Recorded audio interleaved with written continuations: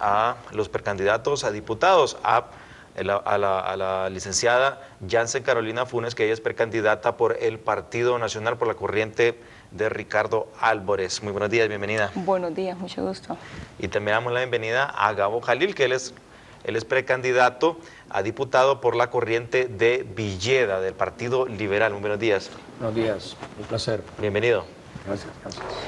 Bueno, justamente escuchábamos en la mañana a Matías Funes, que él es miembro de la Comisión de Reforma. Todavía está el tema de seguridad muy candente con esto de las pruebas de confianza. La Comisión de Reforma tiene dudas referente a estas pruebas de confianza, en el sentido de que ven que se hace de abajo para arriba y ellos esperan que se haga de arriba para abajo, es decir, de la escala máxima de la jerarquía de la policía hacia abajo, que hayan más oficiales de alto rango que se tomen estas pruebas de confianza, que también han generado controversia para determinar si podrían ser aceptadas en un juicio como una prueba para poder retirar a policías que puedan salir aprobados negativamente, que sean aplazados, como se dice en algo popular, en estas pruebas de confianza, y de esa manera se justifique un retiro. En fin, el panorama es que desde el gobierno de Zelaya ha habido una escalada impresionante de la inseguridad hasta la fecha, que continúa el día de hoy. Entonces quiero aprovechar a don Gabo Jalil, que él tiene experiencia en este tema de seguridad y defensa, que nos dé su valoración. ¿Por qué considera que desde el gobierno anterior se vino esta escalada y que todavía no se ha podido detener? ¿Y cómo valora estas reformas que se han dado para tratar de detener la inseguridad en el país? Bueno, gracias, Marvin. Yo creo que el aumento de los índices de criminalidad se toma como medida emblemática entre las agresiones lo que son las tasas de homicidios. No es que ha venido en aumento desde la administración o el ciclo político anterior, ha venido en aumento en verdad durante toda la década. Si analizamos, si tomamos como referencia desde que fue fundado lo que es el laboratorio, el Observatorio de la Violencia en Honduras, que es una entidad bastante reconocida a nivel centroamericano, notaremos que año a año las tasas de homicidios han ido subiendo. Solo hubo una excepción en el año 2003, cuando se llevaron a cabo aquellos masivos operativos de Honduras Segura durante 3 meses de ese año. No estoy seguro, más bien si fue durante el 2002 o el 2002. Fue básicamente durante esos meses se experimentaron reducciones en los niveles de homicidios. Una vez que esas operaciones terminaron, se volvió a la misma tendencia de aumento en los homicidios. Es una tendencia que desgraciadamente se está dando en muchos países de Latinoamérica, es una tendencia regional, es una tendencia casi hemisférica. En Honduras, pues podríamos decir que el proceso después de la crisis política del 28 de junio entró en aceleramiento. Yo creo que hay varios factores. El mismo cisma político que quedó deja secuelas. Creo que a nivel del interior del país, el aumento o la formación de ciertos grupos armados que de manera legítima o no alegan reivindicaciones, pero que son grupos como en el Bajo Guán que están armados con armas largas, con armas pesadas y que llegan al punto de enfrentarse a la autoridad. Eso aumenta los índices de violencia o genera un motivante para los índices de violencia. Y número 3, una verdadera falta de una política de seguridad multidimensional, Marvin. Nosotros no tenemos una política de seguridad multidimensional, no hemos definido bien las amenazas que enfrenta nuestra sociedad, que eso es lo más importante. Cuando uno tiene un problema de inseguridad, uno tiene que identificar cuáles son esos fenómenos, cuáles son esas amenazas, tipificarlas. Por ejemplo, el fenómeno de las maras, de las pandillas juveniles, es un fenómeno que tenemos que tipificarlo como una amenaza ciudadana y tenemos que diseñar políticas de Estado para lidiar con eso, ¿verdad? Y ese es uno de los más graves problemas que estamos teniendo, con nuestros barrios, nuestras colonias, están siendo invadidos por estos grupos. Y cada vez más la ciudadanía pierde la soberanía. Hemos perdido la soberanía interior. Hemos perdido la soberanía en nuestras casas, en nuestros vecindarios, en nuestros caminos hacia el trabajo de ida y vuelta. Y básicamente no existe ninguna política específica para lidiar con este asunto, para abordarlo de manera efectiva. No solo se trata no se trata de la Policía Nacional, se trata de un problema de la sociedad y no tenemos una estrategia a nivel de sociedad para lidiar con una de estas amenazas, como para darte un ejemplo. Sí, y eso que habían bastantes expectativas con este gobierno en el tema de seguridad, porque fue su promesa de campaña, pero no ha sido así. Ahora el ciudadano pues tiene que amurallarse prácticamente en su casa y vivir aprisionado, con portones, trancas y de toda esta forma para tratar de impedir la inseguridad. Ahora, con el tema de los militares, vemos que parte de lo que pone en evidencia la falta de políticas reales de temas de seguridad son las medidas urgentes que se toman, improvisadas, como poner a los militares en los buses, que eso pues sabemos que debería ser algo temporal y ya es como ya cuando ya no hay otro recurso que hacer, porque los militares no están para eso, no han sido capacitados ni entrenados para eso y no es su deber estar en los buses, pero por las circunstancias se ha dado y esta es la medida que se ha tomado, que veremos si de verdad ofrece buenos resultados. ¿Cómo valora usted este tema de que los militares ahora estén en la ciudad en los buses? ¿Qué se puede hacer para que no lleguemos a esto y que sea temporal y podamos mejorar en el sentido de medidas preventivas y de disminuir la inseguridad? Bien, nosotros tenemos, los militares en primer lugar no están diseñados para eso, no están entrenados para eso. Las Fuerzas Armadas, su misión no es esa. La puede hacer como lo has planteado, de manera puntual, de manera temporal, cuando existe un rebalse y se necesita pacificar el escenario urbano y respaldar a la Policía Nacional y a otras instituciones, las Fuerzas Armadas entran. Pero tener a las Fuerzas Armadas o dispositivos de las Fuerzas Armadas en calidad, cuidando a los ciudadanos en el transporte público de manera permanente, no es una opción. El problema que nosotros tenemos, pues ahí sí radica puntualmente en lo que es la situación de crisis por la cual atraviesa la Policía Nacional. El año pasado, básicamente, la percepción de algunos de nosotros es que la Policía Nacional, con todos los eventos que salieron a relucir, entró en un estado fallido. Eso es algo muy, muy terrible. Estar como organización entró en un estado fallido, perdió completamente la credibilidad de la ciudadanía y cuando se analiza la calidad de su gestión y el efecto que ha tenido eso, capturas o tasas de solución de investigación de casos criminales, vemos que ha sido bastante pobre. Y el problema reside en que tenemos una policía que es joven, que fue fundada en un modelo 1997, que no fue del todo bien tutelada por el Estado, que no se le ha dado una misión clara, que no hemos definido ni hemos operacionalizado estrategias para lidiar con las amenazas, como lo planteé anteriormente.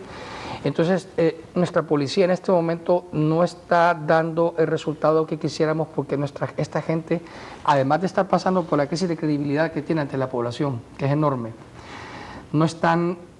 su cartilla de operaciones no es lo suficientemente dinámica para combatir el crimen de manera preventiva.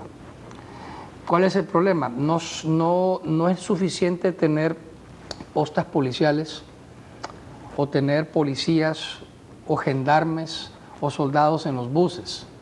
La investigación criminal aquí toma preeminencia. Lo importante es dinamizar el proceso de investigación criminal. ¿Dónde están esos focos de bandas de asaltantes? ¿A dónde se esconden? ¿Quiénes son? Darles seguimiento, capturarlos antes de que ellos cometan sus fechorías. La investigación criminal es importante. Una vez capturarlos, procesarlos de manera y manejar la prueba de convicción de manera tal que cuando entren al proceso de judicialización, la Fiscalía pueda probar bien su caso y un juez tenga el fundamento para condenarlo y remitirlo a un presidio. Bueno, lo que nos lleva solo a una situación más, Marvin, nada más. El problema, si le hacen a uno, si a una persona se le pregunta, o si nos preguntamos todos, en el aspecto material, ¿qué es lo más importante que necesitamos los hondureños adquirir en este momento en materia de seguridad? Y es una pregunta que nos hacemos por lo que has planteado, porque todo está relacionado. Y el problema más grave que tenemos, aún más grave que la situación de la Policía Nacional, es que no tenemos un sistema penitenciario funcional. Y eso es lo más grave que tiene este país. Es lo más importante que tiene que hacer un gobierno, es invertir, cueste lo que cueste, sea como sea, los recursos necesarios para que tengamos un sistema penitenciario funcional. Sí, y ya vamos a dar continuidad para consultarle qué más se puede hacer en el Congreso Nacional. Algunos dicen, bueno, ya lo que se podía hacer ya se hizo, ya se crearon todas las direcciones, comisiones, todo lo que usted quiera llamar a través del Congreso. Pero qué temas pendientes podría seguirse impulsando a través del Congreso Nacional. Yo con esto de los militares en las calles tengo mis serias dudas. Si los militares están en las calles, ¿quién está cuidando las fronteras? ¿Quién está cuidando o protegiendo o haciendo operativos en contra del narcotráfico? Entonces, siento yo que es como una cobija corta. Si usted se viene más abajo, va a descuidar ahí arriba, y hay que valorizar en prioridades si se debe combatir más el narcotráfico, el crimen organizado o la delincuencia común, que en estos momentos parece que la delincuencia común, que es el que tiene el impacto más mediático, político, es el que está tomando la prioridad. Ahora escuchábamos a don José Luis Baquedano que los obreros han promovido este diálogo con el magisterio. Y quería consultarle a usted sobre este tema de educación también, porque causa una crisis. Ya el magisterio dice, a nosotros nos parece que el gobierno tiene la intención de no solucionar, mantenernos en crisis para ser un distractor, dice, de los problemas más serios que hay en el país. En cambio, el gobierno argumenta que el magisterio está politizado y que se mantienen en crisis por afinidad política que tienen ahora con un nuevo partido. Y de este estira y encoge, pues el que saca la de perder es el alumno, que no recibe las clases. ¿Cómo valora esta situación y estos diálogos que se están promoviendo en la parte educativa valenciana? Bueno, yo estaba haciendo un análisis precisamente el día de hoy. Escuché dentro de una de las radioemisoras del país precisamente el zipizape que hubo el día de ayer, ¿verdad?, entre representantes de los colegios magisteriales y las autoridades del Ministerio de Educación. La verdad que podemos concluir realmente que lo que nos falta precisamente es un poco de responsabilidad por parte de unos y el cumplimiento por parte de los otros en el tema precisamente de lo que es la necesidad básica que nosotros tenemos todos que abocarnos, que es la educación a los niños y los jóvenes. Yo siempre he mencionado de que las valoraciones que podemos hacer con los colegios magisteriales es analizarles y obviamente exaltarles las virtudes que tienen, pero también es bueno que ellos puedan tener más que todo un recordatorio de los compromisos que hicieron cuando se formaron como docentes. El primer objetivo como país y como docentes, como profesores, como aquellos que me educaron a mí, la valoración número uno que tenían era precisamente la transmisión de conocimientos y alejados obviamente de aquellas tertulias o precisamente algunos movimientos ideológicos que al final de cuentas no nos llevan en nada en beneficio del país. Si nosotros valoramos como diputados y como próximos gobernantes del país que el objetivo número uno son nuestros jóvenes y niños, tenemos que obviamente entonces ver cómo hacemos cambios y transformaciones precisamente en lo que es la parte de estructuración de los colegios magisteriales. Ya es hora, ya es tiempo de que todos estos que están en la cabeza tengan un mayor compromiso. Y lo hemos dicho, ¿cuántas personas no han dicho esto? Pero no hemos hecho nada. Y creo yo que una valoración importante es, bueno, buscar entonces algunos otros movimientos dentro de los colegios profesionales que no están satisfechos con los que están dirigiendo precisamente el sistema. Y la fuerza más grande que tiene el colegio magisterial es precisamente el factor de presupuestario, porque todos los aquellos préstamos o servicios que dan los colegios magisteriales, el gobierno es prácticamente el cobrador y le da prácticamente entonces en su presupuesto completo a los colegios magisteriales. Y eso le da prácticamente entonces una fuerza económica. Y entonces desplazan a aquellos otros, porque lo hemos conversado con muchos profesionales del magisterio, que no están satisfechos con sus dirigentes precisamente, porque están agarrando precisamente esto como un tema ideológico. Y yo creo que tendríamos que separarlo. En el tema de seguridad, también le vuelvo y lo menciono, lo he conversado en algunas otras entrevistas que he tenido, precisamente en lo que es la parte de la violencia que ahorita nos atañe, precisamente lo que dijo aquí nuestro compañero del set, Gabo Jalil. Precisamente, una de las cosas que nos está ahorita, digamos, dañando en los barrios y colonias es precisamente que estamos atrapados por un grupo, obviamente, de sectores denominados maras o otros tipos de denominaciones en la cual tienen una violencia y la otra lo que son narcotráficos. Nosotros tenemos obviamente entonces que elevar la educación de los policías. Si no elevamos la educación de los policías precisamente y aquellos que están al frente de lo que es la parte de la seguridad, difícilmente podemos hacer algo por cambiar nuestros barrios y colonias. Al mismo tiempo, a la par, mejor dicho, podemos manejar algunos programas que obviamente tenemos que llevarnos de la mano de lo que es la parte de las iglesias, ya sea evangélicas, católicas o cualquier otro digamos, orientación, pero tiene que ser religiosa, porque creemos que estos son los que nos pueden rescatar más fácilmente, precisamente, los valores dentro de la familia, precisamente, digamos, perdidos. Hay muchos factores. Dentro de ellos están también en las colonias y barrios, usted mira a montón mujeres, madres solteras, que son cabeza de familia y que al mismo tiempo de que están precisamente viendo cómo subsisten, están viendo entonces cómo salen adelante y descuidan a sus hijos precisamente en la educación, ¿verdad? Sí, bueno, vamos a ir a una pausa comercial. Al volver, pues, ¿qué se espera? Se espera un Congreso para el próximo gobierno que va a ser multipartidista. Algunos lo llaman Congreso dividido, otros lo ven pues, más sano para la democracia, porque también está una mala experiencia de tener un Congreso que está acumulado el poder en un solo partido, que se podría tener ventajas, pero en los casos que hemos tenido recientemente ha sido desventaja, porque se aprueban proyectos muy importantes que afectan la ciudadanía de la noche a la mañana. El más reciente, por ejemplo, el caso de la ciudad de Modelo, se aprobó la velocidad del rayo por la facilidad de que hay un solo partido en el Congreso, y esto evita que haya verdaderos debates y discusiones amplios en el Congreso Nacional, y que para muchos podría darse en el siguiente Congreso. Aparte que hay un gran reto para el próximo gobierno del país, ya sea liberal, ya sea nacionalista, ya sea libre, partido anticorrupción, del cual sea, va a haber un reto importante, ya que la situación del país es muy grave y prácticamente es difícil que la población se aboque y siga apoyando la democracia si tenemos otros 4 años más en que no responden los políticos. Vamos a una pausa comercial y regresamos con Gabo Jalil y Jansen Funes aquí en Primer Plano.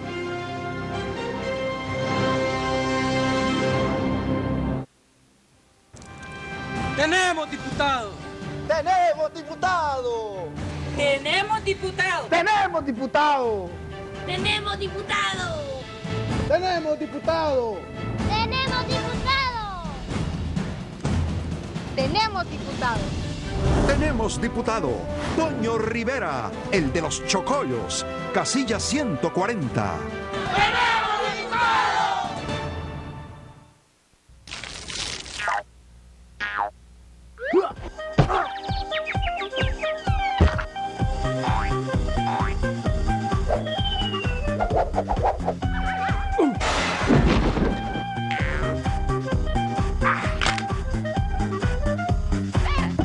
Nuevo Delorflex. Actúa de un solo golpe como relajante muscular, antiinflamatorio y analgésico. Nuevo Delorflex para el dolor e inflamación. Delorflex. Soy Larisa Espinal y estoy dispuesta a luchar desde el Congreso Nacional por un mejor país. Por eso, mi compromiso es con ustedes, con Honduras.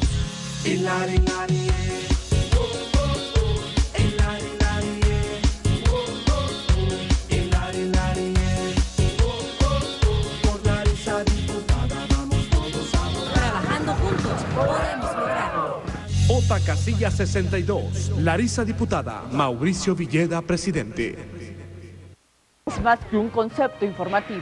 Noticiero Universal es la definición del acontecer nacional e internacional desde una óptica profesional de las artes de la comunicación y el periodismo responsable. La noticia del día, el análisis profundo, distintos géneros informativos y una oportunidad de expresión lo puede encontrar aquí en Noticiero Universal.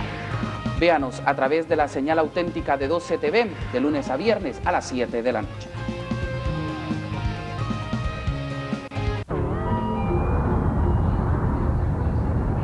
¿Sabes qué? Me hubiera gustado ser piloto. ¿Sabes qué? Me hubiera encantado ser enfermera. ¿Sabes que siempre quise ser mecánico?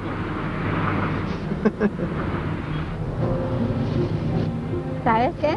Me hubiera gustado ser maestra.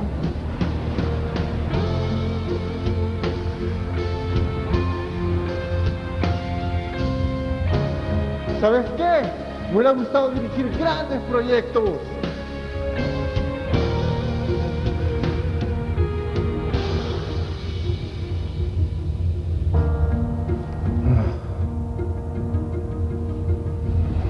Pero nunca tuve la oportunidad. ¿De verdad queremos seguir sin oportunidades?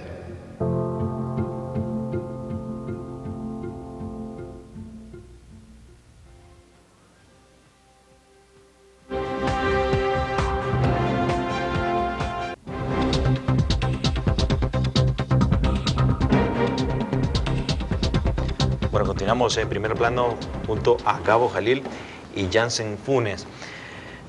Nos comentaba pues el inicio el tema de seguridad y hay muchas reformas que se han dado en los últimos meses. Ya de cara al próximo Congreso, ¿considera que todavía hay trabajo por hacer, que se pueden promover más reformas?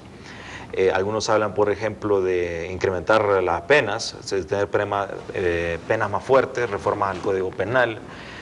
Se hablan de crear nuevas instituciones, nuevas comisiones. Todavía falta que se concrete el tema, por ejemplo, de la policía Tigres, policías especiales. En fin, se ha rumorado de muchos otros proyectos que se pueden dar. Pero asimismo, los que ya se hicieron todavía no han llenado las expectativas. Entonces, ahí es donde la ciudadanía dice, bueno, ¿de qué sirve que se haga todas estas reformas si no se logran y no se concretan pues la planificación y no se ejecutan dando los resultados esperados? ¿Considera ya que el próximo Congreso podría todavía seguir incentivando más reformas y por dónde pasaría la labor del Congreso en el tema de seguridad? ¿Cuáles serían sus iniciativas en ese tema? Muy bien, tenemos que reconocer algo, Marco. Lo que hemos visto, la opinión pública que el Poder Legislativo ha hecho, en algunos casos de manera correcta, en algunos casos no, es un popurrí de proyectos de decreto y leyes que se aprueban a consecuencia de contingencias que suceden, cosas que suceden. Yo he tenido una postura bastante comprensiva de la administración de don Porfirio Lobo, porque comprendo las circunstancias en que hemos estado viviendo a nivel nacional e internacional. Lo que sí critico muy fuertemente de él es ¿por qué lo planteó? Porque él planteó la bandera de la seguridad y vemos pues que se vino a improvisar mucho. No se estaba preparado para lidiar con la crisis de seguridad que estábamos enfrentando los hondureños. Este popurrí de leyes en verdad no está homologado, no está bien enmarcado y no está bien implementado. Por eso cuando la gente mira que el Congreso Nacional aprueba, ya sea por iniciativa del Congreso Nacional o por iniciativa del Poder Ejecutivo, algún proyecto de ley y espera un tiempo y mira que los índices no se reducen, que las agresiones están, que la violencia sigue. Lo repito, necesitamos un esquema nacional, un marco estratégico de cómo lidiar con esto. En el Congreso Nacional, si yo regresara al Congreso Nacional,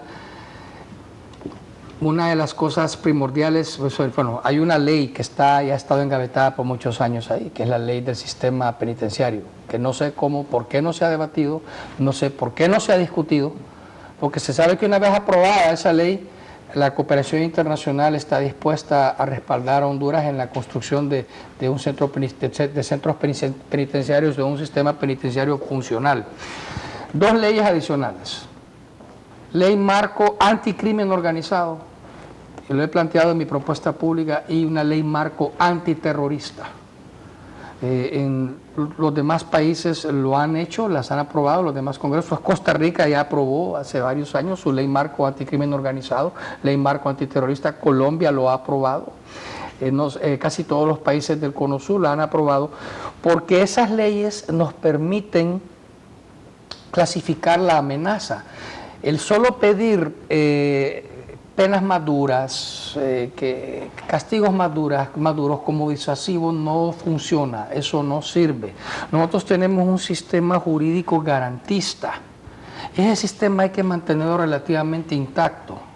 Lo que tenemos que reconocer es que hay individuos o grupos de individuos que son tan violentos, que son tan peligrosos, que son tan dañinos para la paz y aún la seguridad existencial de nuestra sociedad, que este sistema jurídico garantista que tenemos no los puede contener.